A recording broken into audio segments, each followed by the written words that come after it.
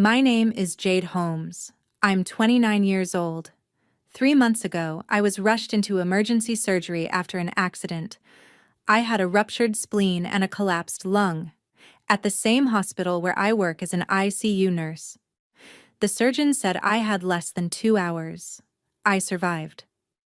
When I was barely awake in recovery, my parents walked in.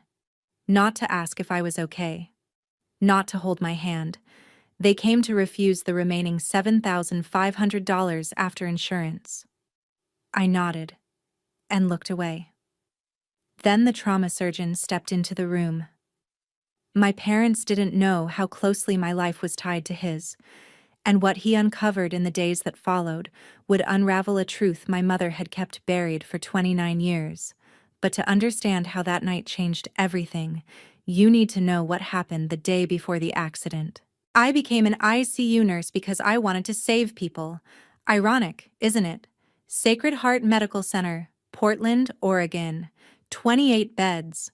I worked night shifts, 7 p.m. to 7 a.m. 12-hour stretches of codes, compressions, life and death. My starting salary in 2019 was $58,000. After taxes, $3,800 a month. Rent was $1,200 for a studio apartment in Southeast Portland. I lived on ramen and hospital cafeteria food. I didn't mind being broke. I minded being invisible. My first save was a 62-year-old man, cardiac arrest. I did compressions for 11 minutes straight while the team prepped the defibrillator. My arms burned, my back screamed, but I didn't stop. He lived. I called my mom from the hospital parking lot at 4 a.m, crying with adrenaline and joy. She listened for maybe 10 seconds. Then she said, "That's wonderful, honey. Listen, can you Venmo Trevor $200? His car payment is due tomorrow." Trevor is my brother, 3 years younger. He's never held a job longer than 4 months. My mother calls him an entrepreneur. I call him unemployed. But the difference runs deeper than vocabulary. When I struggled, I was not trying hard enough. When Trevor struggled, he was finding his purpose. I remember Thanksgiving 2022 clearly. Mom was setting the table when Trevor walked in, showing off photos on his phone. "Mom, check out my Instagram. Just got back from Miami. The beaches were insane." My mother's face lit up. "Sweetheart, those photos are stunning. When did you go?" "Last week. Needed a mental health break?" My father, Vincent, looked up from his newspaper. His voice was quiet, almost tentative. "Miami? I thought you were apartment hunting." Mom's tone sharpened immediately. "Vincent, mental health is important." I was sitting right there at the table. 2 weeks earlier, I'd sent my mother $1,200 for what she called an emergency dental procedure. She never mentioned the dental emergency again. She never mentioned Miami either. I didn't say anything. I never did. 6 months before that, Trevor bought a $2,800 camera for his photography business. I contributed $1,500 because Mom said he was finally taking initiative. The camera sat in its box in Trevor's room for 6 months.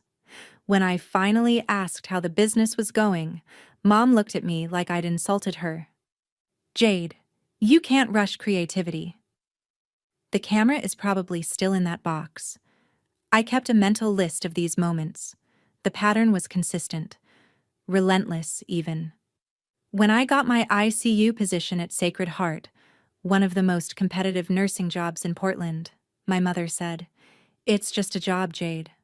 When Trevor got hired at Starbucks 2 months later, she threw a party, bought a cake, posted on Facebook about how proud she was. He quit after 2 weeks, said the hours didn't align with his energy. Nobody threw him a going-away party for that. I told myself Trevor would grow up, that Mom would eventually see him the way I did, entitled, lazy, coasting on her affection and Dad's silence. But then came what I now call the spreadsheet years. And everything got so much worse. The call came on a Tuesday in July 2019. I'd just finished my first month at Sacred Heart. My scrub still smelled like the hospital's industrial detergent. I was exhausted but proud. My phone rang at 10 p.m. Mom's name on the screen. "Jade, I don't know what to do." Her voice was shaking. Tears, maybe real, maybe not. I couldn't tell anymore. I sat up in bed immediately, panic flooding my chest. What happened? Is Dad okay? His pension. They cut it. By 40%. We can't make rent this month. We're going to lose the house. My heart dropped. What? When did this happen? Last week. Your father is too proud to ask for help. But Jade, we'll be homeless. I'm begging you. I looked at my bank account on my phone. $2,200. My first real savings in years. How much do you need? Just 800. Just this once. We'll pay you back when the pension gets sorted out, I promise. I sent it within the hour. I felt needed for the first time in years. Important. Like I mattered to them the way Trevor always seemed to matter. That feeling, that validation, was intoxicating. It was also a lie.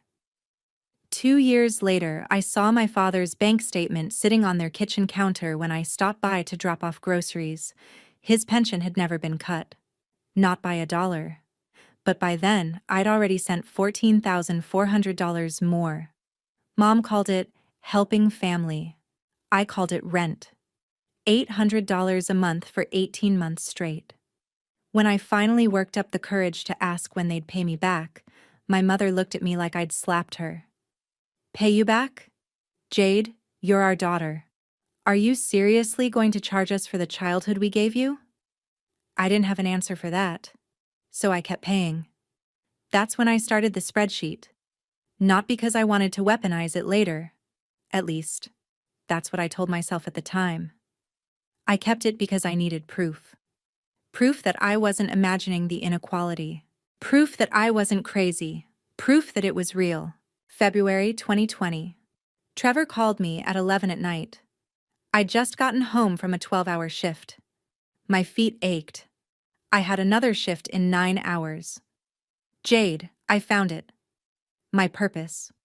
I was too tired to be skeptical. What are you talking about?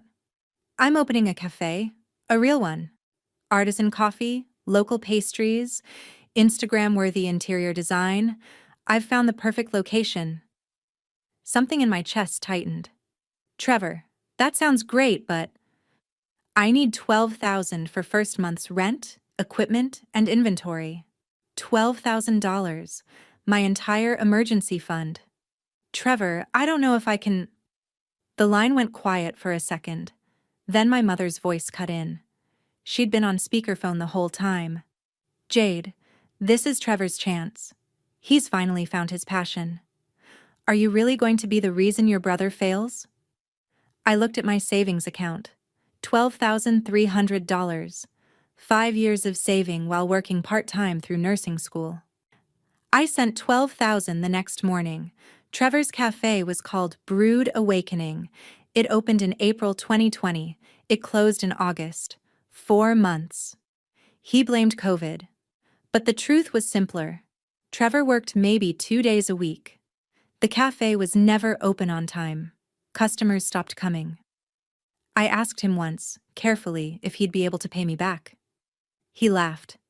Jade, the cafe failed. I don't have any money, you know that. My mother was in the room when he said it. She didn't correct him. Didn't suggest he get a job to pay me back. Didn't acknowledge that I'd just lost $12,000. She just said, "These things happen in business, Jade. You wouldn't understand." But I did understand. I understood that I'd been used. I kept paying anyway, because I still believed that if I gave enough, they'd love me the way they loved him. Over the next 5 years, the requests never stopped. They just evolved. In 2021, my mother called crying about an emergency surgery. Female problems, she said. Very private. Insurance wouldn't cover it. She needed $8,500. I put $2,000 on my credit card because I didn't have enough in savings. 3 months later, I saw Facebook photos of her at a spa resort with her friends. The dates matched the week of her supposed surgery. When I asked her about it, she got defensive. I needed to recover somewhere peaceful, Jade. Are you really going to police how I heal? In 2022, Trevor decided he needed to invest in himself. He signed up for 8 online courses: digital marketing, cryptocurrency investing, real estate fundamentals. Total cost $9,600. Mom called me. Jade, this is Trevor's education. This is his future. I paid it. Trevor completed 2 out of 8 courses. Then he got bored. That same year, Mom claimed the roof was leaking. $3,800 for emergency repairs. I went to their house 6 months later and checked the attic myself. There was no leak. There never had been. The numbers kept climbing. The lies kept compounding. By March 2024, I'd given my family $67,300 over 5 years. I kept everything in an Excel spreadsheet. 3 tabs. Tab 1, rent and bills, $14,400. Tab 2, Trevor's dreams, $37,100. Tab 3, emergencies, $15,800. I color-coded every entry. Red meant they never repaid me. That was most of it. Yellow meant the emergency turned out to be fake. Green meant they promised to repay, but never did. My spreadsheet looked like a Christmas tree. Except I was the only one giving gifts. $67,300. An entire year of my salary. Gone. Meanwhile, my savings account had $8,200. My credit card had $3,400 in debt. My retirement account, which should have been around $22,000 if I'd contributed consistently, sat at $6,200. I'd given them my future, and they'd given me nothing but requests for more. In December 2023, something happened that I kept secret from everyone. Nathan proposed. We'd been dating for 2.5 years. He was a trauma surgeon at Sacred Heart. Brilliant, kind, patient in ways I didn't know people could be. We met during a code blue at 3 a.m. He was calm while everyone else panicked. I noticed that. He proposed on December 23rd. Christmas lights reflecting off the Willamette River. Downtown Portland. He'd been planning it for months. When he got down on one knee, I cried so hard I couldn't speak. Jade Elizabeth Holmes, will you marry me? I said yes. Of course I said yes. But when he asked when we should tell my family, when he said he wanted to meet my parents properly, I froze. Not yet. Please. Just not yet. Nathan didn't push. He trusted me. But I saw the confusion in his eyes. We'd been together for 2.5 years and he'd never met my parents. I'd told him they were complicated, that our relationship was strained. The truth was simpler and more humiliating. I was terrified. Terrified that my mother would see his salary and start calculating. Terrified that Trevor would suddenly have a business idea that needed funding. Terrified that they'd see Nathan as a resource instead of a person. Terrified that they'd take him from me the way they'd taken everything else. So I kept him secret. On March 20th, late at night, I did something reckless. I posted in our family group chat, "Hey everyone, I got engaged." I stared at my phone for 2 hours. Mom saw it at 6:22 the next morning. Trevor at 9:15. Dad at 10:30. 0 replies. Not a single word. At noon, I deleted the message. No one ever mentioned it. Not once. Like it never happened. 2 days later, I got in my car after a double shift. I was so tired I could barely see straight. That's when everything changed. Friday, March 22nd, 2024, 9:38 p.m. I was driving home from Sacred Heart after a double shift. 7 a.m. to 11 p.m., 16 hours. We'd had a code blue that didn't make it. 2 difficult intubations. A family screaming at us because we couldn't save their father. I was so exhausted my hands were shaking on the steering wheel. Highway 26, westbound, 12 miles outside Portland. The road was dark except for my headlights cutting through the fog. I remember seeing the headlights coming toward me, wrong side of the road. I remember thinking, absurdly calm, that truck is in my lane. I remember jerking the wheel right. I remember the impact, metal shrieking, glass exploding, my car spinning like a carnival ride, then nothing. I don't remember the ambulance ride. I don't remember the paramedics cutting me out of my car. I don't remember them intubating me on the side of the highway while a stranger held my hand and told me I'd be okay. I don't remember any of it.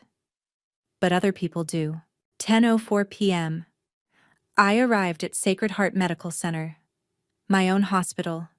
They wheeled me into Trauma Bay 3, the same bay I'd walked past 1,000 times on my way to the ICU. Now I was the Jane Doe on the gurney, choking on a breathing tube, bleeding internally. Dr. Lisa Park was the ER attending.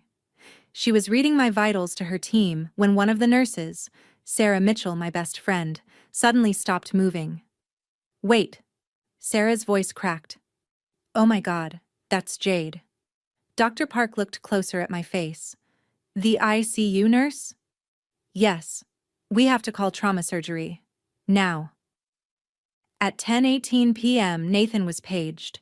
He was in the doctor's lounge 2 floors up, finishing paperwork from an earlier surgery. The message on his pager: Trauma Bay 3. Head trauma plus internal bleeding. Need you now. He ran. When Nathan pushed through the doors and saw the preliminary chart, his face went pale. Female, 28, motor vehicle accident, ruptured spleen, possible liver laceration. The resident was rattling off injuries, but Nathan wasn't listening anymore. He'd stepped closer to the gurney. Sarah had wiped some of the blood off my face. Nathan froze. "That's Jade." Dr. Park turned. "You know her?" Nathan's voice barely held steady. "She works here, ICU. She's—" He stopped himself before saying, "My fiancé." For a few seconds he just stood there, staring. Then his training kicked in. "Prep OR 2, I'm taking her up myself. Get a CT scan on the way up, and find her family, right now." While Nathan scrubbed in for surgery, a nurse found my phone in a police evidence bag. The screen was cracked, but it still worked. "Emergency contact, Dad, Vincent Holmes."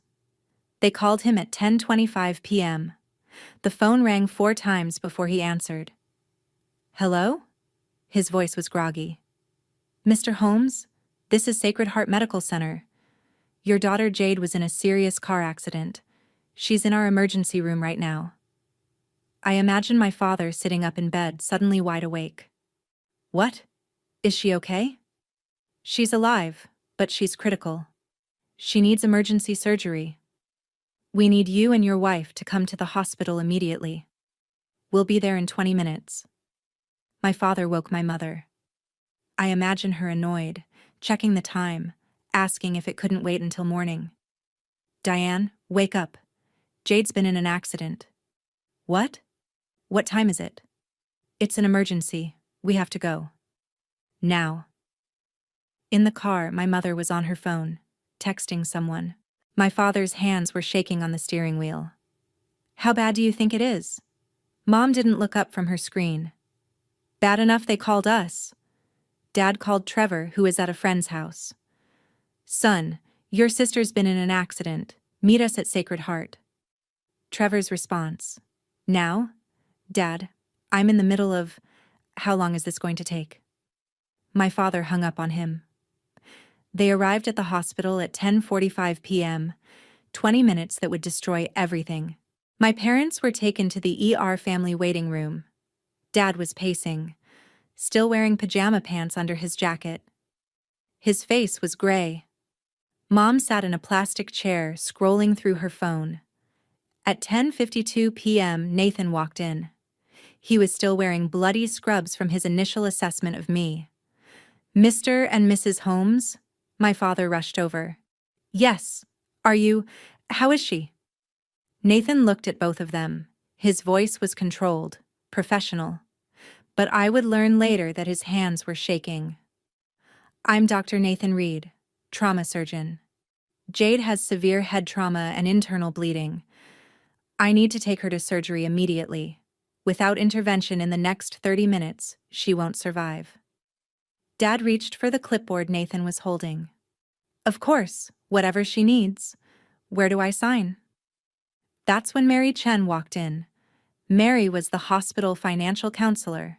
She'd been called because I had no ID, no insurance card, nothing to verify coverage. Mr. and Mrs. Holmes, I'm so sorry to intrude at this time. Mary's voice was gentle. I need to discuss financial responsibility while Dr. Reed operates. My mother's tone turned sharp immediately.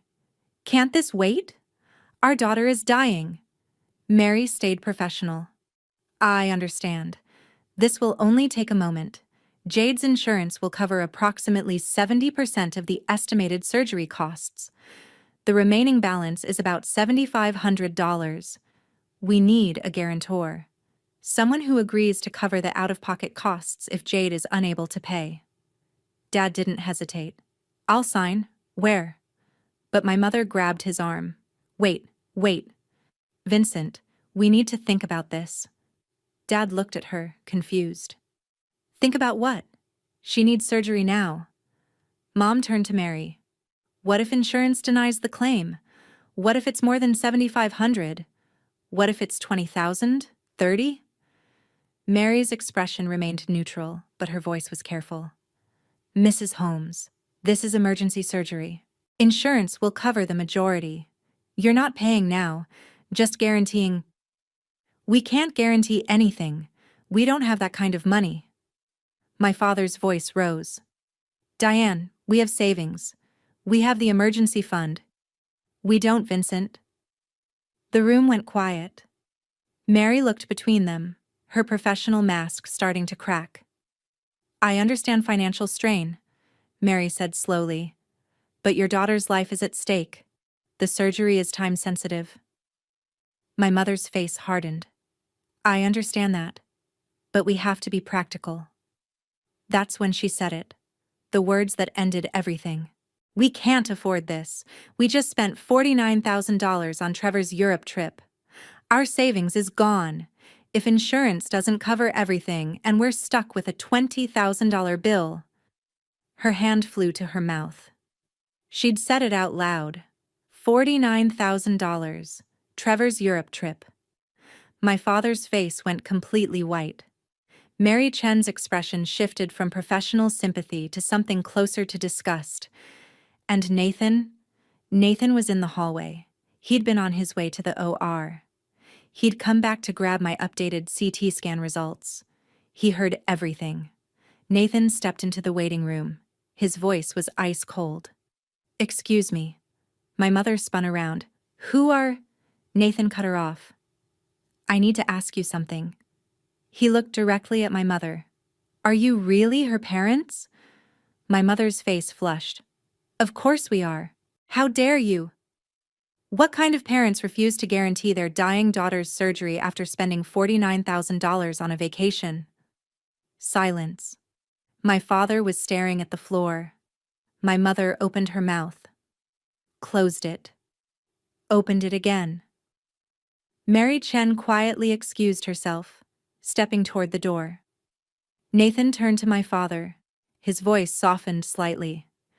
Mr. Holmes, I don't know what's happening in your family, but your daughter is dying. Dad's voice broke. Doctor, I'll sign. I'll take responsibility. Nathan held up a hand. Don't bother, I'll handle it. He turned to Mary. Put all charges on my personal account, everything.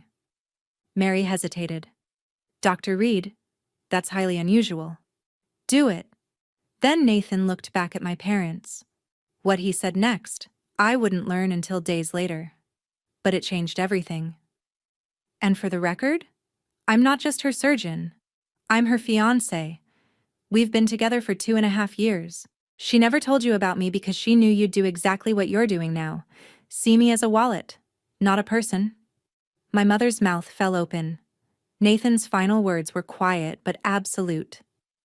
You can wait here if you want, but when she wakes up, you won't be seeing her. I'll make sure of that. He walked out. The surgery began at 11:02 p.m. In the waiting room, my father sat alone in a corner, head in his hands.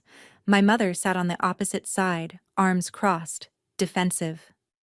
Trevor arrived at 11:15 p.m., annoyed and loud. Is this going to take all night? I have dinner plans tomorrow. My father's voice cut through the room like a knife. Sit down and shut up, Trevor. Trevor had never heard that tone from his father before. He sat down. For 3 hours, Nathan operated on me while my family sat in silence, their dysfunction finally too obvious to ignore. I didn't know any of this yet. I was unconscious, intubated, broken, but alive. And when I woke up 4 days later, everything I thought I knew would be shattered. March 26th, day 4. I woke up to white ceiling tiles and the rhythmic beeping of a heart monitor. There was a tube in my throat. Pain everywhere. I tried to move and couldn't. Then I saw Nathan's face. He was sitting beside my bed, holding my hand. When my eyes opened, his entire expression softened. Hey, you're okay. You're safe. His voice was gentle, steady. Don't try to talk. You're intubated. Squeeze my hand if you understand. I squeezed. His eyes filled with tears. You're at Sacred Heart. You were in a car accident Friday night. It's Tuesday. You had surgery. You're going to be okay. I tried to speak. I couldn't. The tube comes out tomorrow if your breathing stays strong. I need you to rest.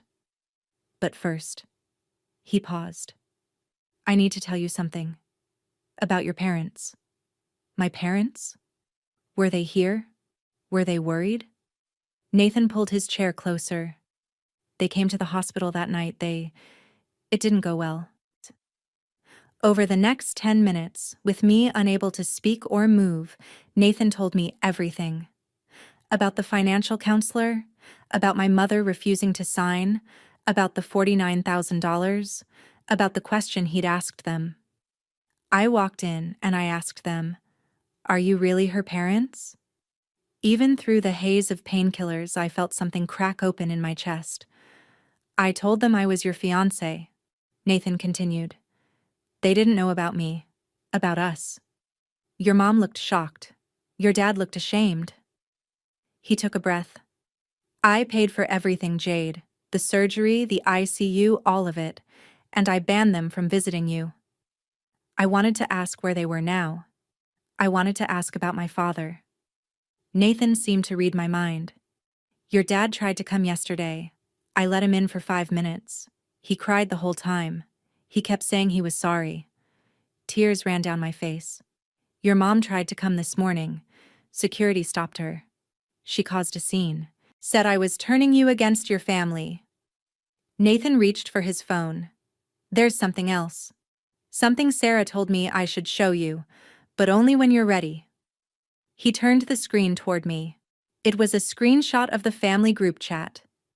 My engagement announcement. 0 replies. Sarah says you posted this and then deleted it. Is that true? I nodded.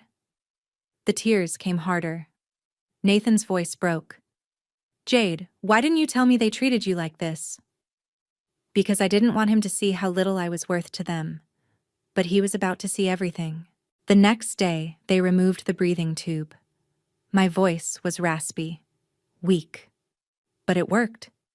Sarah visited during her shift. She pulled a chair up to my bed and took my hand. Girl, I need to tell you what I saw that night. Sarah had been in the ER when my parents arrived. Your mom was on her phone the whole time, texting, not even looking worried. I closed my eyes. Your dad was pacing, panicking. But your mom? She looked annoyed, like she'd been inconvenienced. Sarah's voice hardened. When the financial counselor came, I was standing right outside the door. I heard everything. Your mom said she couldn't afford to help you. Then she mentioned the Europe trip. Jade, my jaw dropped. She squeezed my hand tighter. Nathan walked in and asked if they were really your parents. It was the coldest I've ever heard him speak. What did my mom say? My voice was barely a whisper. She tried to argue, said he was being unprofessional. He said, and I quote, "What's unprofessional is refusing to save your daughter's life because you'd rather fund your son's vacation." I would have laughed if it didn't hurt so much. And Trevor, Sarah continued, your brother showed up an hour after your surgery started. You know what he said? I shook my head. Is this going to take all night? I have dinner plans tomorrow. Something inside me went numb. Jade, I've known your family was messed up. You've mentioned it before. But I never knew it was this bad. She leaned forward. Why didn't you tell me? Why didn't you tell Nathan? My answer came out broken. Because I thought it was normal. I thought all families were like this. I thought I was the problem. Sarah's eyes blazed. You're not the problem. You've never been the problem. And I think it's time they knew that. She pulled out her phone. Do you still have that spreadsheet? The one tracking everything you gave them? I nodded. Good, she said. Because it's time to show Nathan everything. That evening, Nathan came back after his shift. He handed me a folded piece of paper. Your dad came by again today. I didn't let him in. But he gave me this. I unfolded it. My father's handwriting. Jade, I don't know how to apologize for Friday night. I failed you. I've been failing you for years and I didn't see it until it was almost too late. Your mother and I are not speaking. I don't know if we ever will again. Trevor doesn't understand why I'm angry. He said you're being dramatic. I'm staying at my sister Patricia's house in Sacramento for now. When you're ready, I'd like to talk. If you'll let me. I love you. I'm sorry I didn't protect you. Dad. I was crying again. Nathan sat on the edge of my bed. Jade, how long has your family been like this? How long have they been using you? 5 years, I whispered. Since I started at Sacred Heart. I reached for my phone. Sarah had brought it from my apartment. I opened my Files app and pulled up the spreadsheet. Nathan stared at the screen. His face went through several emotions at once. Horror, anger, disbelief. $67,300? His voice was shaking. Jade, you gave them $67,000? I thought it was helping. I thought they needed me. They didn't need you. Nathan's voice was firm. They used you. Then I showed him the family group chat. The messages where I asked for help. Seen? Ignored. The messages where Trevor bragged about Europe. The message where I announced our engagement. Deleted after 2 hours of silence. Nathan was quiet for a long time. Then he took both my hands. I need you to listen to me. You don't owe them anything. Not a dollar. Not a second of your time. Not your forgiveness. Nothing. His voice was steady. Absolute. And they're never hurting you again. I'll make sure of it. I believed him. What I didn't know was that my mother was about to do something that would expose everything herself. But first, we'd discover a secret that would shatter everything I thought I knew about my family. Sarah helped me organize everything. We spent 3 hours on day 6 going through my phone, my email, my bank accounts, every transaction, every message, every lie. You need to document this, Sarah said. Not for them, for you. So you know you're not crazy. We started with Venmo and Zelle. 187 transactions to my mother. 143 to Trevor. Total, $52,100 via payment apps alone.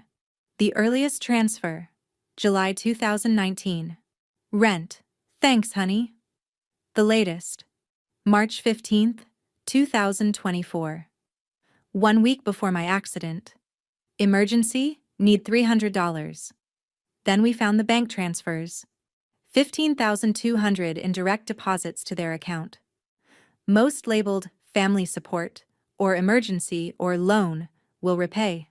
None ever repaid.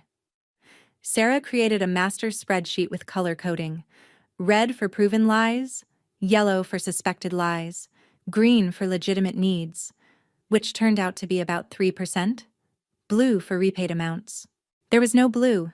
Nathan came in while we were working. He stared at the screen. "This is financial abuse," he said quietly. "You know that, right?" I shook my head. "It's not abuse. I gave it willingly." "Under manipulation," Nathan interrupted. "Under guilt. Under lies. Jade, this is abuse." He pulled up my bank statements. "Let's look at what this cost you." He showed me my account from January 2019, before I started helping my family. Savings, $2,200. Checking, $1,800. Total, $4,000. Then he pulled up March 2024. Savings, $8,200. Checking, $940. Total, $9,140. "You're an ICU nurse, 5 years of experience. Your salary is around $68,000 now, right?" "Yes." "If you'd saved even 10% of your income over 5 years, just 10%, you'd have $34,000 in savings right now. You have $9,000. He did the math on his phone. "The difference is $25,000, plus the $67,000 you gave them. That's $92,300 you should have." I felt sick. "And your 401k, Nathan continued. "How much is in there?" $6,200. I had to stop contributing in 2021. I couldn't afford it anymore. Nathan's jaw tightened. "At your age, with employer matching, you should have at least $25,000 in retirement by now." He pulled up a calculator. "If you'd been able to save and invest that $67,000 over 5 years, at a conservative 7% return, you'd have $78,500 right now." He looked at me. "That's a down payment on a house. That's financial security. That's your future." His voice broke slightly. "They didn't just take your money, Jade. They took your future." I showed Nathan the emails next. I had a folder in Gmail labeled Family Requests. 132 emails. He read them in silence, his expression getting darker with each one. November 2023. Subject: Urgent, please read. "Jade, I'm very disappointed in you. Trevor needs $2,000 for his digital marketing certification, and you said you need to think about it? After everything we've done for you? We fed you, clothed you, put a roof over your head for 18 years. You owe us. A good daughter doesn't hesitate to help her family. But I guess you've always been selfish. Maybe if you weren't so focused on your life, you'd remember where you came from. I expect the transfer by Friday." Mom, I'd sent $2,000 that Thursday, February 2024. Trevor's email. "Hey Jade, so I found this amazing opportunity in Rome. A startup accelerator. It could change everything for me. I need $5,000 for the deposit by tomorrow. I know it's a lot, but Mom said you'd understand. She said you always come through for family. Don't let me down. I'd sent $5,000. $2,000 of it went on my credit card because I didn't have enough in savings." Nathan noticed a pattern. Every single email has the same structure: urgent request with tight deadline, guilt about childhood, threat of disappointment, comparison to Trevor, question your character. He looked at me. "This is textbook manipulation, Jade. This is emotional abuse." The email that broke me was from early March. "Jade, Trevor is having the time of his life in Europe. He's learning so much and making incredible connections. Your father and I are so proud of him.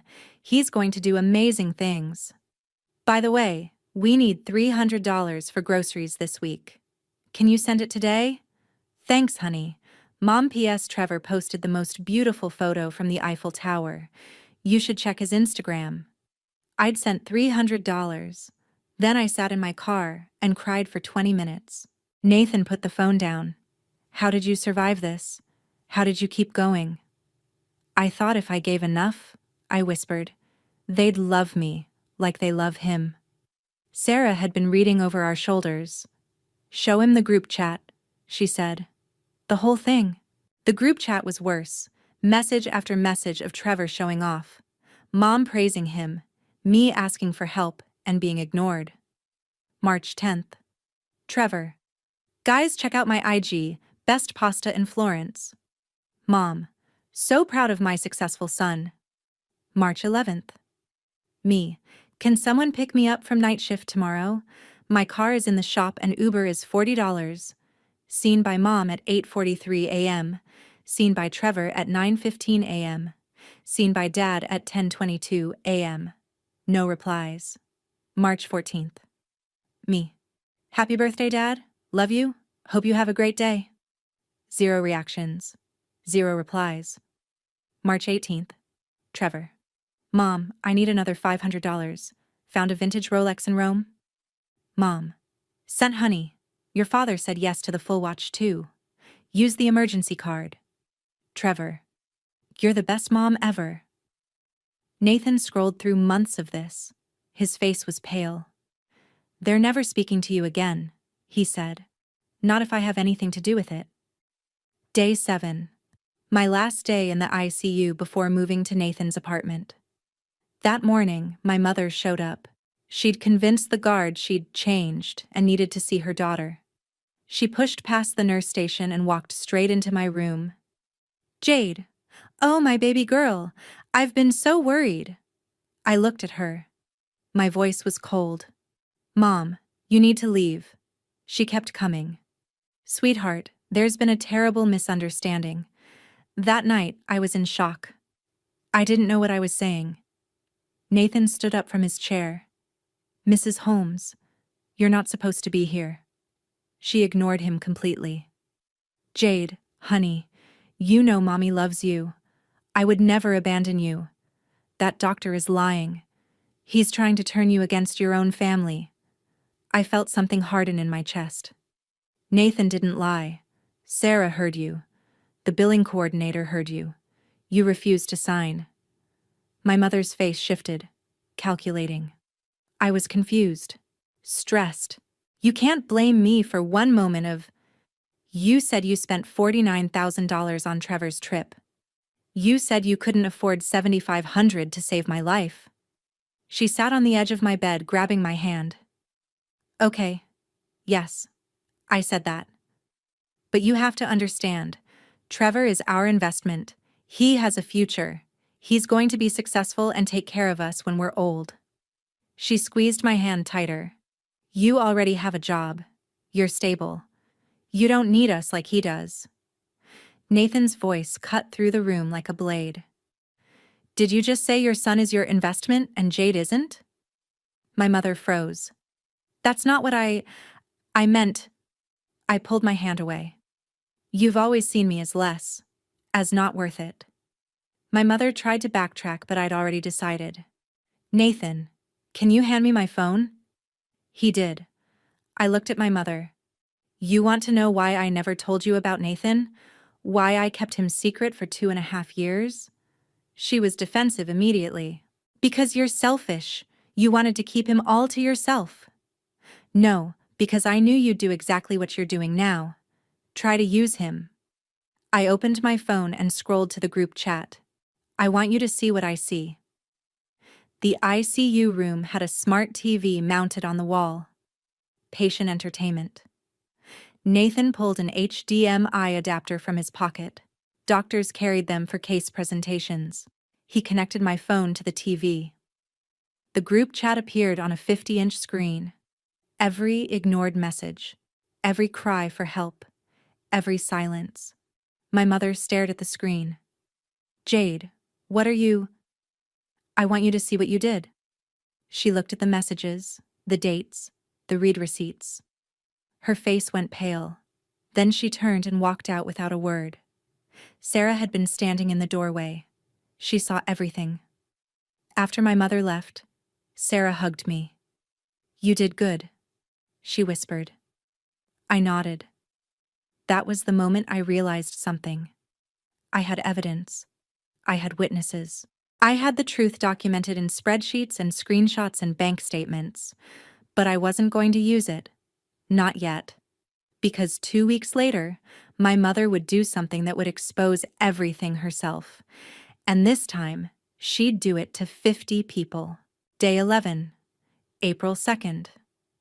I was at Nathan's apartment recovering, getting stronger every day. My father called Nathan's phone. Is it okay if I come visit? I have something I need to tell Jade. Nathan looked at me. I nodded. An hour later, my father stood in the doorway. He looked like he'd aged 10 years. He was holding flowers. Sunflowers. My favorite since I was a kid. May I come in? Yes. He set the flowers down and sat across from me on the couch.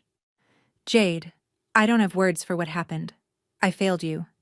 As a father, as a man, I failed you completely.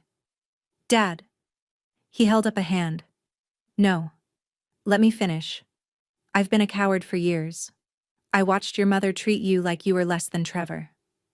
I watched her take from you. And I said nothing. His voice broke. That night at the hospital when she refused to sign, I should have signed immediately.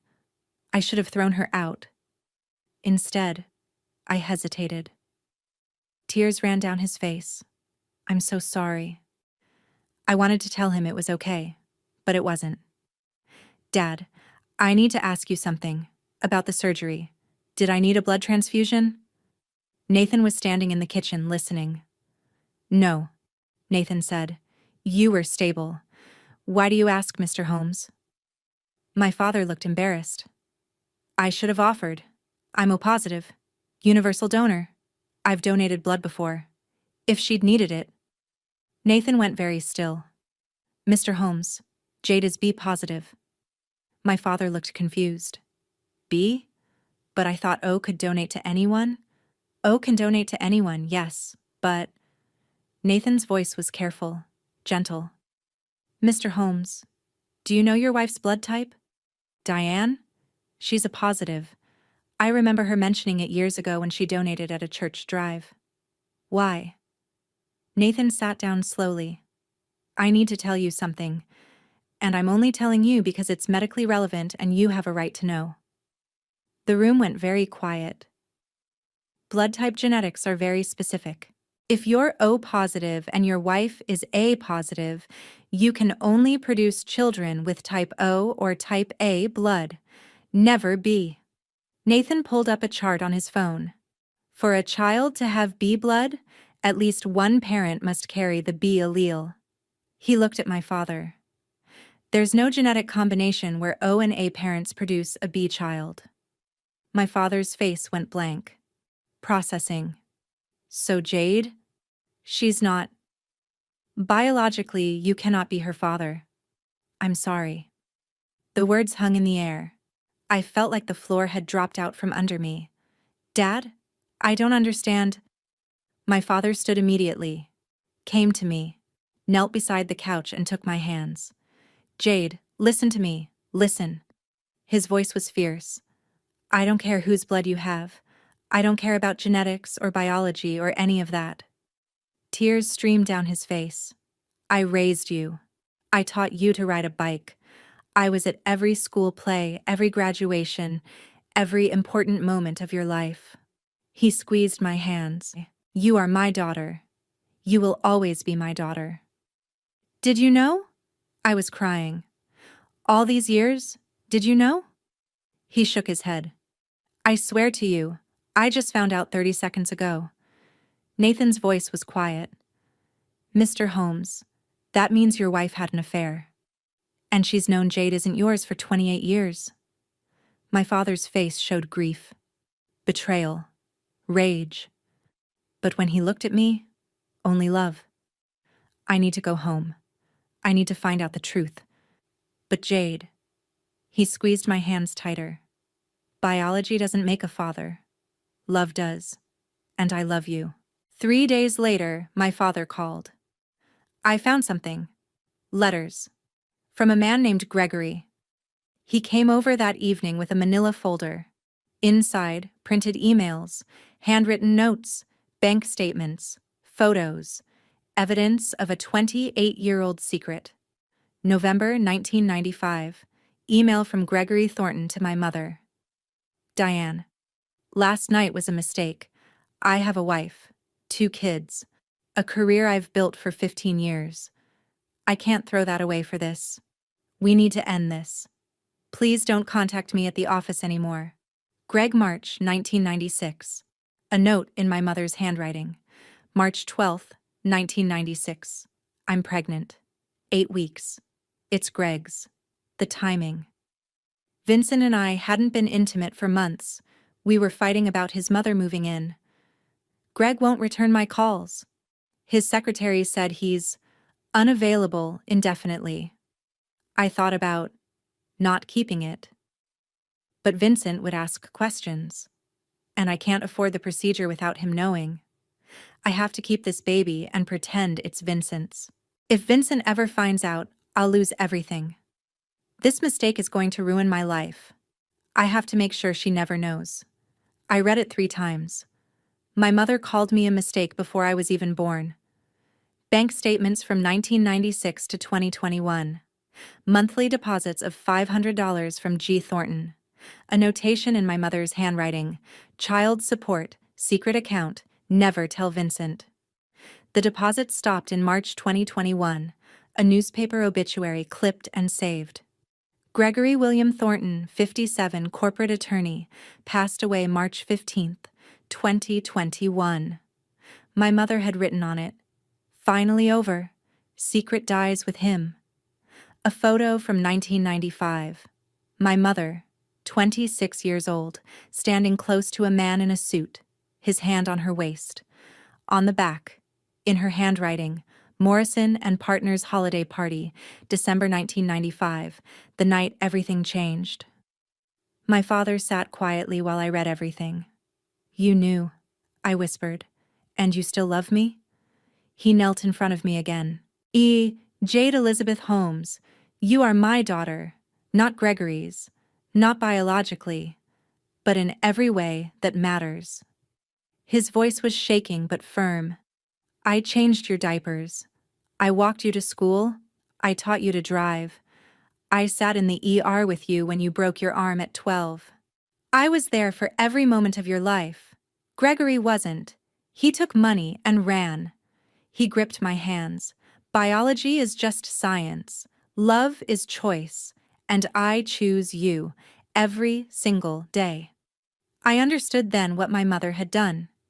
This is why she hated me. Every time she looked at me, she saw her guilt, her secret, her mistake. But you were never a mistake, my father said. You were my daughter. You are my daughter. Nathan had been standing in the doorway. He stepped forward. Do you want to find Gregory? He's alive. He's in Seattle. Married. 2 kids in their 20s. Successful practice. I thought about it for exactly 3 seconds. No. He abandoned me before I was born. He paid my mother to keep quiet. He's not my father. I looked at my father. You are. He broke down crying. We both did. Nathan quietly left the room to give us privacy. When I could speak again, I asked the question I'd been avoiding. Are you going to divorce her? I already filed the paperwork. Your Aunt Patricia is helping me. 2 days later, my mother sent the email that would destroy her. And this time, she'd do it to herself. April 12th, 6:30 p.m. I wasn't there, but my father told me what happened later. Trevor was at home with my mother opening mail. He pulled out a credit card statement. His face went white. Mom! Mom!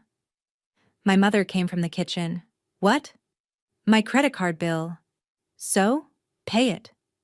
Trevor's hands were shaking. It's $11,847. My mother grabbed the statement. Gucci, Rome, 1,200.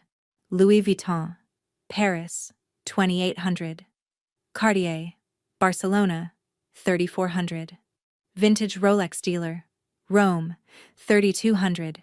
Miscellaneous shopping, 1,247. Trevor, I told you the card was for emergencies. He was defensive immediately. Those were emergencies. I needed to look professional for networking. You can't network in cheap clothes. My mother pulled out her phone, checked their bank account. Balance, $1,247. We're broke. We're completely broke. Trevor panicked. What about savings? We spent savings on your trip. We withdrew the 401k early and paid a 20% penalty.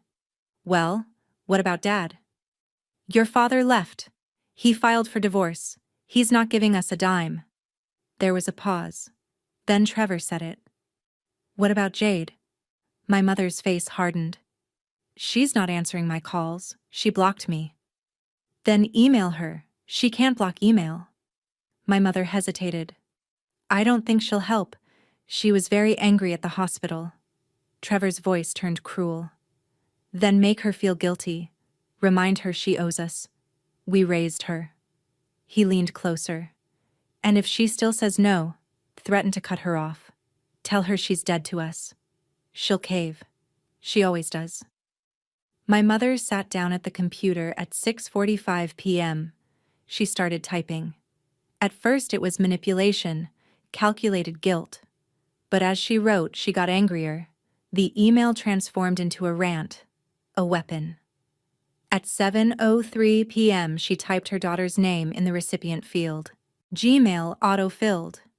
But it didn't autofill to jade.holmes.rn@gmail.com.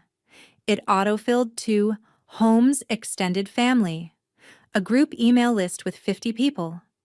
My mother didn't notice. She hit send. The email. Subject: Your selfishness has consequences. Jade, I can't believe how ungrateful you've become, after everything your father and I did for you. And yes, I say your father, loosely, now that we all know the truth about your bloodline. We raised you. We fed you. We put a roof over your head for 18 years. We gave you everything. And this is how you repay us? By cutting us off? By turning Vincent against me? By refusing to help your own family when we're in crisis?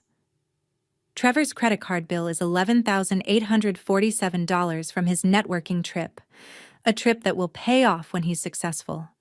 But you wouldn't understand investment, would you? You've always been short-sighted, always thinking about yourself. Your brother is our real investment. He has potential. He has a future. You were always just average. A mistake we had to deal with. Maybe I should have listened to Gregory back in 1995.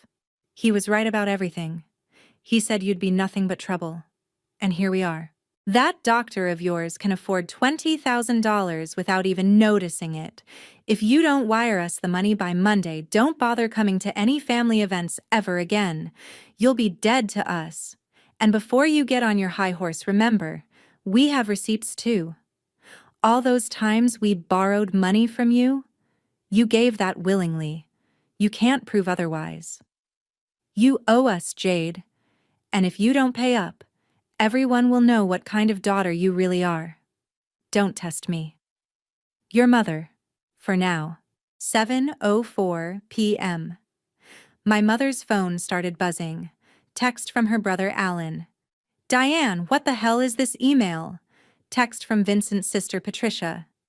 Did you just expose family secrets to 50 people? Call me now. Text from cousin Rebecca.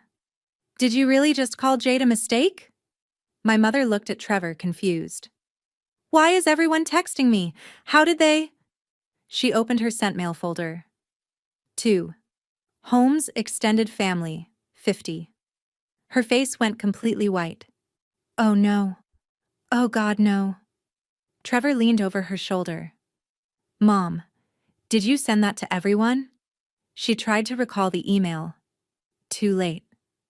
It had been more than 5 minutes. Within 30 minutes, the reply all storm had started. 7:05 p.m. Patricia Holmes, my father's sister. Diane. What the hell is this? Did you just call your daughter a mistake to 50 people? Who is Gregory? Does Vincent know about this? Call me. Now. 7:06 p.m. Alan Morrison, my mother's brother. Diane. Please tell me this was meant for someone else. Did you really just expose family secrets to the entire extended family? And who the hell is Gregory Thornton from 1995? 7:07 p.m. My father, who was CC'd on the email. Diane, you've just told 50 people that you had an affair in 1995, that Jade isn't my biological daughter, and that you consider our daughter a mistake. I want you to think about what you've done. I've filed for divorce. My attorney will contact you next week. You will never see or speak to Jade again. I'll make sure of it. Vincent. The emails kept coming. Cousin Rebecca. Did Diane really just demand $20,000 from her daughter who almost died? Vincent's brother Thomas. Diane, you're disgusting. I've watched you treat Jade like garbage for years. I'm glad it's finally out in the open. Diane's own cousin Jennifer. I always knew you favored Trevor, but this… Diane, you need therapy. A family friend. I'm removing myself from this email chain, but I need everyone to know. I've known Jade since she was 5. She's an incredible young woman. Diane, you should be ashamed. My grandmother, Vincent's mother, 81 years old. Diane Morrison Holmes, you are no longer welcome in my home. Jade is my granddaughter. Biology be damned. You are a cruel woman. By 7:30 p.m., 47 out of 50 people had replied. 41 condemned my mother. 3 asked to be removed from the thread. 2, my mother's elderly parents, sent confused private emails. Trevor tried to defend her. Everyone needs to calm down. Mom was just upset. Jade has been really selfish lately and… Patricia's response destroyed him. Trevor, shut up. Your sister worked double shifts to fund your cafe that failed in 4 months. She paid for your car. She sent you to Europe for $49,000. And when she was dying, your mother refused to help because she'd spent all her money on you. You're 25 years old. Get a job and stop leeching off your family. Aunt Patricia. At Nathan's apartment, my phone started buzzing. Nathan looked at the screen. Jade, you're getting a lot of emails. From your… entire family? I took the phone. I read my mother's email. Every word, every accusation, every secret exposed. I should have been devastated. Instead, I started laughing. Nathan looked concerned. Jade? She did it to herself, I said between laughs. She actually did it to herself. Nathan read over my shoulder. Your mom just told 50 people that you're not Vincent's biological daughter, that she had an affair with someone named Gregory, and that she wants us to give her $20,000. Yep. And she called you a mistake. Yep. To 50 people. I was still laughing. It felt hysterical, unhinged. Karma doesn't need my help, Nathan. Just my patience. My phone rang. Aunt Patricia. I answered. Jade, honey, I just saw your mother's email. Yeah. So did 49 other people. Patricia's voice was gentle. Are you okay? I'm relieved, actually. I don't have to explain myself anymore. She did it for me. Patricia made a sound that was half laugh, half sob. Your father is here with me. He's been here since he filed for divorce. He wants to talk to you when you're ready. I am ready. Can I call him tomorrow? Of course. And Jade? That woman is not fit to be your mother. She never was. The family group chat, Mom, Dad, Trevor, and me, pinged. Trevor. Jade, Mom didn't mean it. She's just stressed. Can you talk to Nathan about the $20,000? I typed one word. No. Then I left the group chat. Blocked my mother's email. Blocked Trevor's number. The only family I had left was Vincent, Patricia, Nathan. That was enough. But Trevor wasn't done. 2 days later, he'd show up at a cafe near Nathan's apartment, and I'd have to face him one final time. April 14th, 12:15 p.m. I was meeting Sarah for lunch at Blue Star Cafe in the Pearl District. First time I'd left Nathan's apartment in 2 weeks. I was early, sitting at a corner table, sipping coffee, feeling almost normal. Then, Trevor walked in. He spotted me immediately. "Jade, hey, what a coincidence!" It wasn't a coincidence. He'd been watching my Instagram stories, stalking my location. I kept my voice flat. "Trevor, leave." He sat down anyway. "Come on, sis, we need to talk." Sarah walked in at that moment. She saw Trevor and her face hardened. She said, "Leave."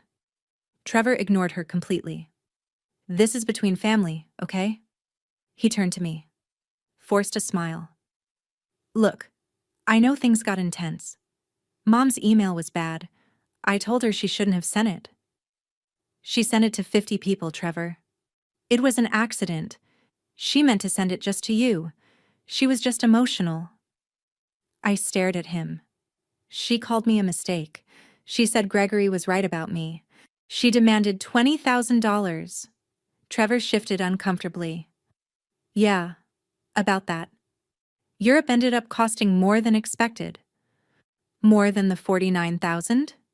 He waved a hand. "Those were networking expenses, investments in my future. You wouldn't understand." Sarah made a disgusted sound. Trevor leaned forward. "Here's the thing. We're in a tough spot financially. Mom and I was thinking, since Nathan is obviously loaded, maybe you could talk to him?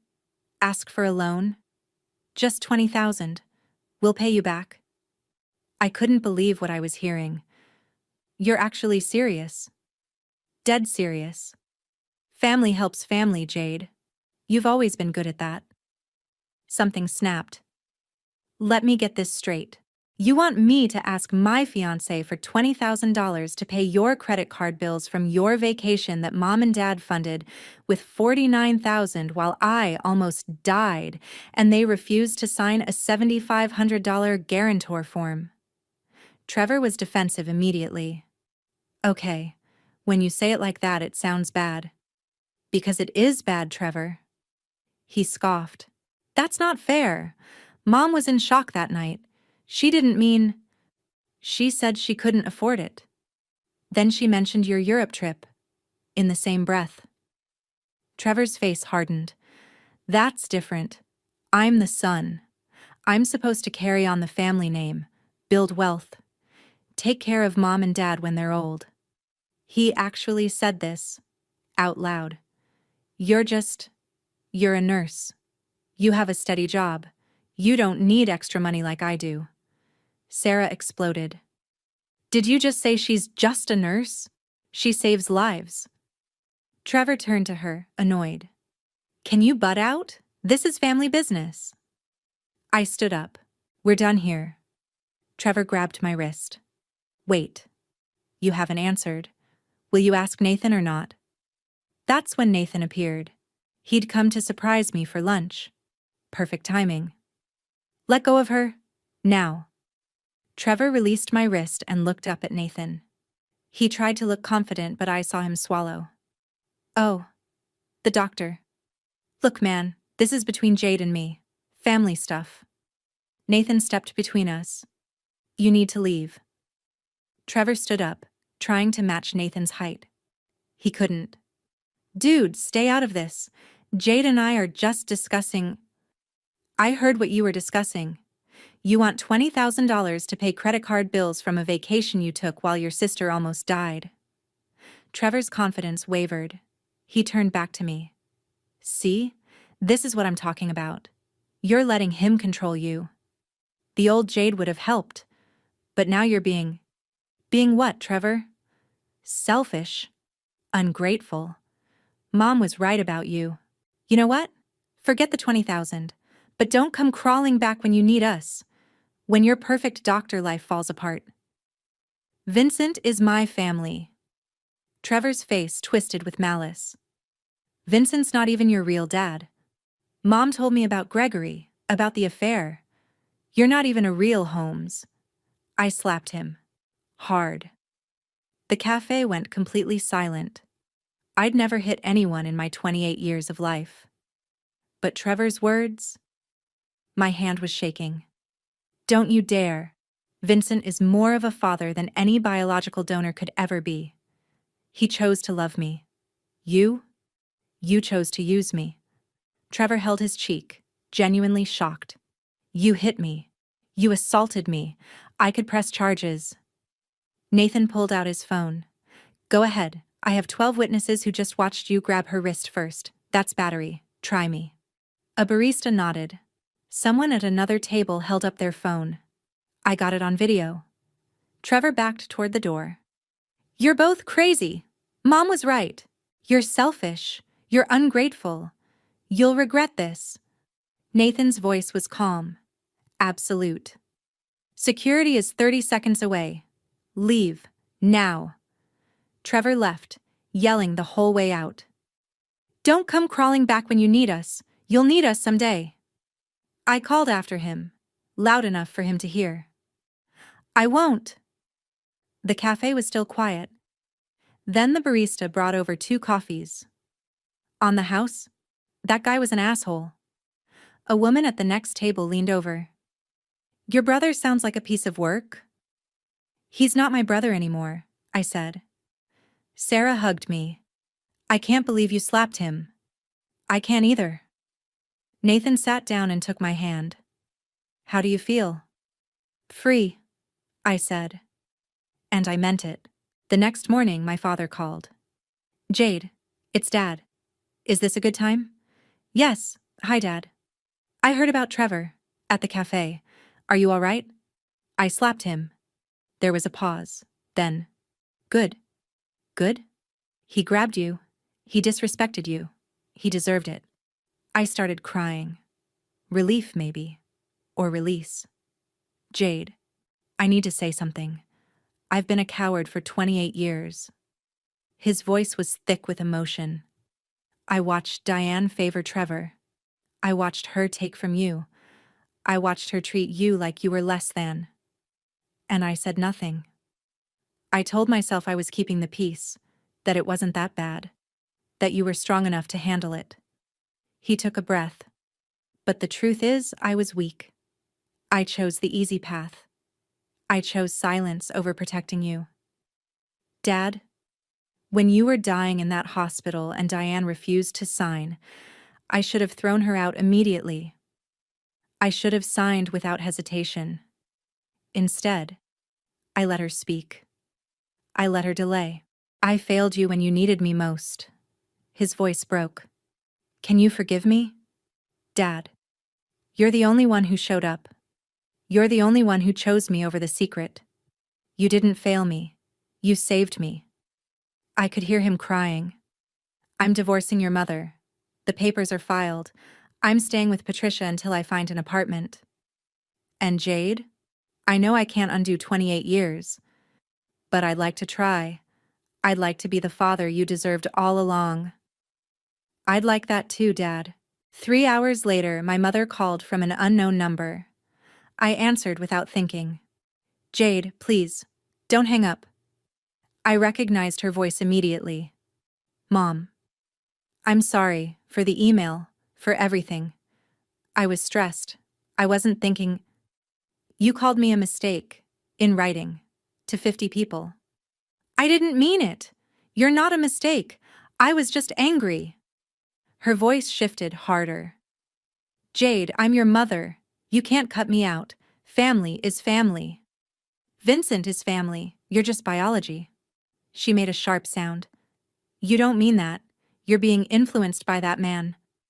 Nathan has a name, and he's the reason I'm alive. What did you do? Silence. Then she tried one more time. If you do this, if you cut me off, you'll regret it. You'll need me someday. I thought about everything. The $67,000, the lies, the favoritism, the refusal to save my life. My voice was steady. I needed you on March 22nd. You chose Trevor's credit card over my life. I don't need you anymore. I never will again. Goodbye, Diane. I hung up. Blocked the unknown number. Nathan had been standing in the doorway. How do you feel? Free, I said again. And this time, I believed it completely. May 15th, 2 months after the accident. My father texted me, "Would you have lunch with me? Just the two of us? Your choice of restaurant." I picked Mamma Mia's Italian, my favorite since I was a kid. He arrived 15 minutes early. He brought sunflowers. When I walked in, he stood immediately. "Jade." I hugged him. "Hi, Dad." We sat down. We didn't talk about Diane. We didn't talk about Trevor. We talked about us. "Tell me about Nathan," he said. "How you met. Why you love him. Tell me about ICU, your patients, your work. Tell me about your life. The parts I missed because I wasn't paying attention." I told him about the first time Nathan and I spoke. A cardiac arrest at 3 a.m. The way he stayed calm when everyone else panicked. I told him about the patient whose family hugged me after I saved their father. I told him about the apartment I wanted to buy someday, when I had enough saved. My father listened to every word. "You've built such a beautiful life, and I almost missed it." When the check came, he insisted on paying. I have 28 years of lunches to make up for. Outside the restaurant, I asked the question I'd been avoiding. "Dad, do you want to know about Gregory? Do you want to find him?" He was quiet for a moment. I looked him up. Gregory Thornton, corporate lawyer in Seattle. Still married to the same woman. 2 kids in their late 20s. Successful practice. He doesn't know you exist. Diane never told him she kept you. I felt something twist in my chest. Do you think he deserves to know? My father's voice was firm. I think he made his choice in 1995 when he stopped returning Diane's calls. He chose his life over you before you were even born. I don't want to meet him, I said. He's not my father. You are. Even knowing I'm not, I interrupted. Dad, you're the one who taught me to ride a bike. You're the one who stayed up with me when I was sick. You chose me every single day for 28 years. Gregory is just genetics. You're my father. He was crying. I don't deserve you. Yes, you do. You just forgot for a while. But you remembered when it mattered. We made a promise that day. We don't look back. We only look forward. Forward, he agreed. Together. Then I told him about the wedding. Nathan and I are getting married. June 15th. His face lit up like sunrise. I'd be honored if you'd walk me down the aisle. He couldn't speak. He just nodded and cried. The wedding planning was simple, intimate. The Sentinel Hotel in downtown Portland. 40 guests. Vincent, Patricia and her family, Vincent's brothers, Nathan's family, Sarah and my ICU colleagues. Close friends. Diane and Trevor were not invited. My mother sent my father a text. "You're going to let our daughter get married without her mother? This is unforgivable." His response, "She's my daughter. You made it clear she was a mistake you regretted. You don't get to attend her celebration." I invited Patricia to go dress shopping with me. "I'm honored," she said. "But are you sure you don't want—" "I'm sure you've been more of a mother to me in 2 months than Diane was in 28 years. I found the dress on the 3rd try. Simple, elegant, off-white lace.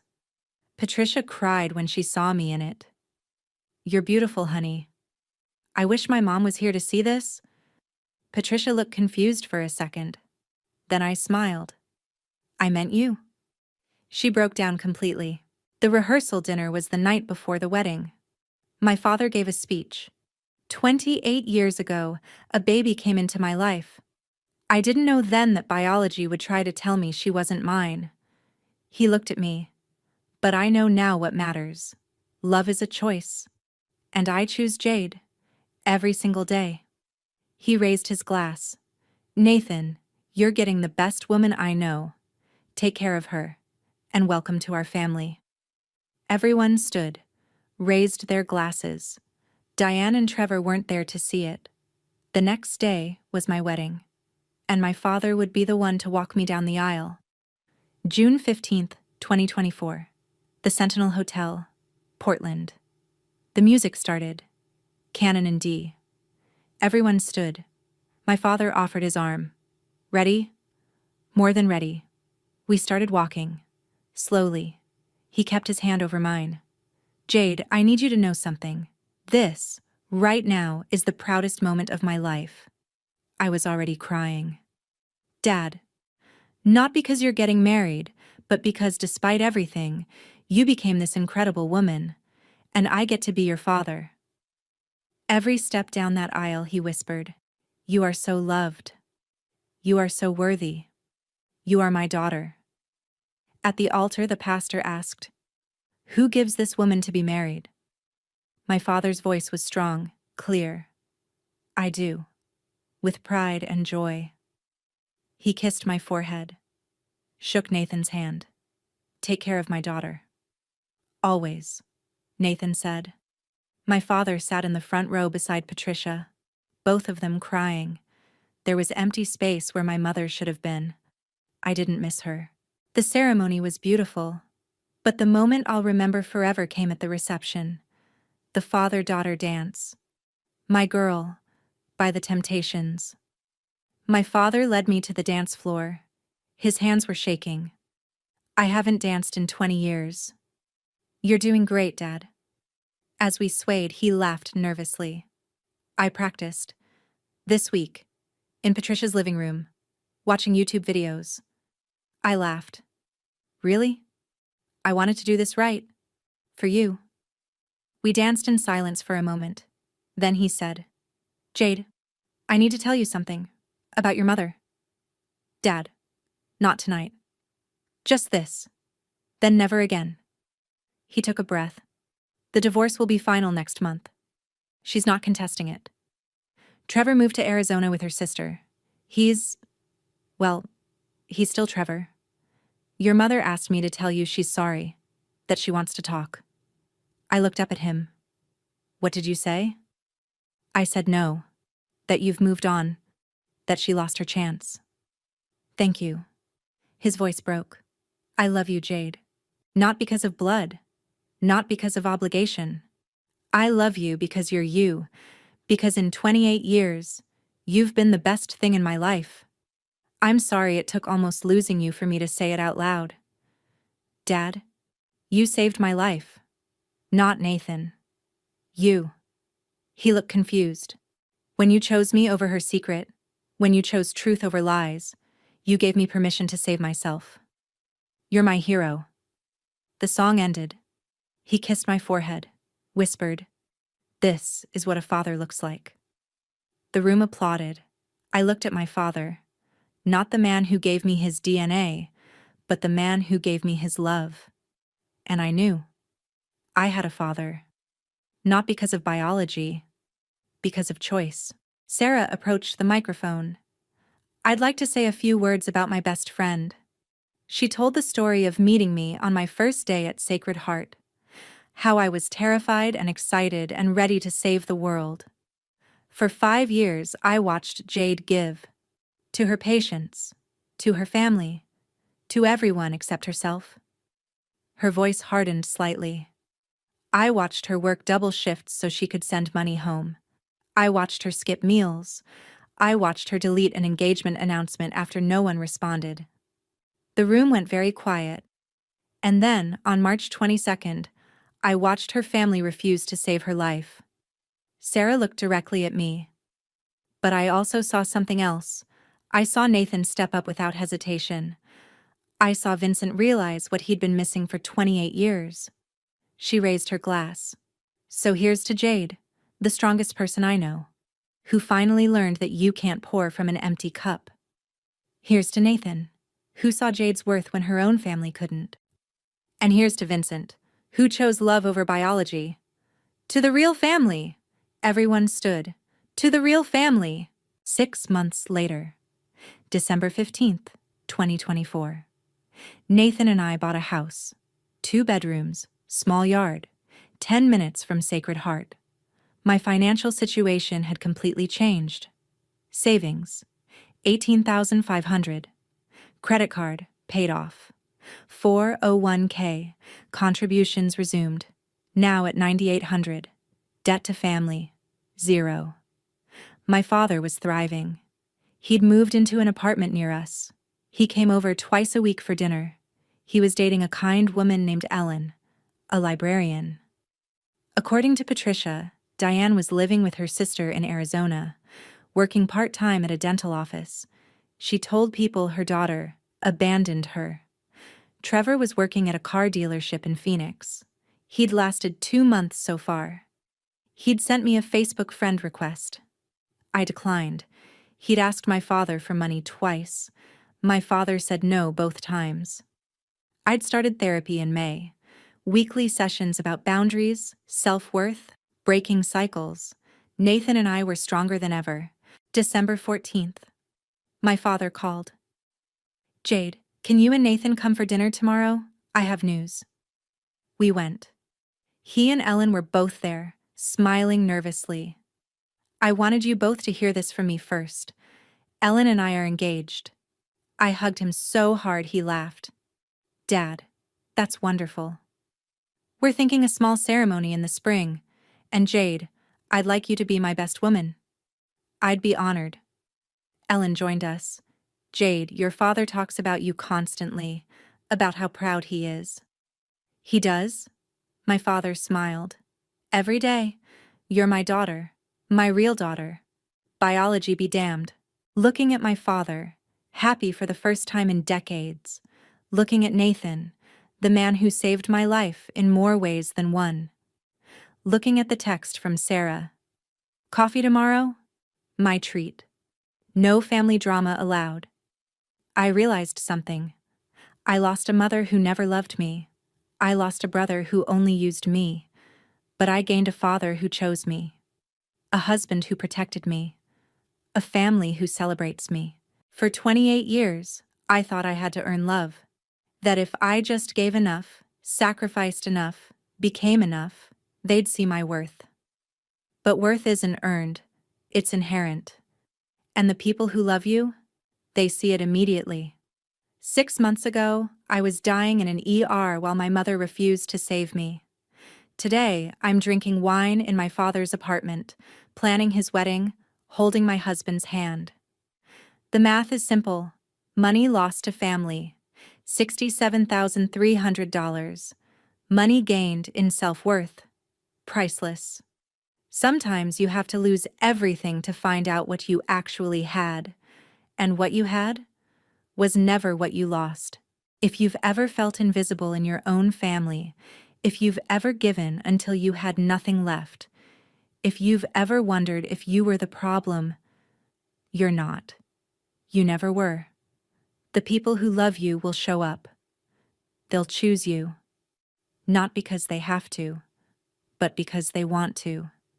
And that's the only kind of love that matters.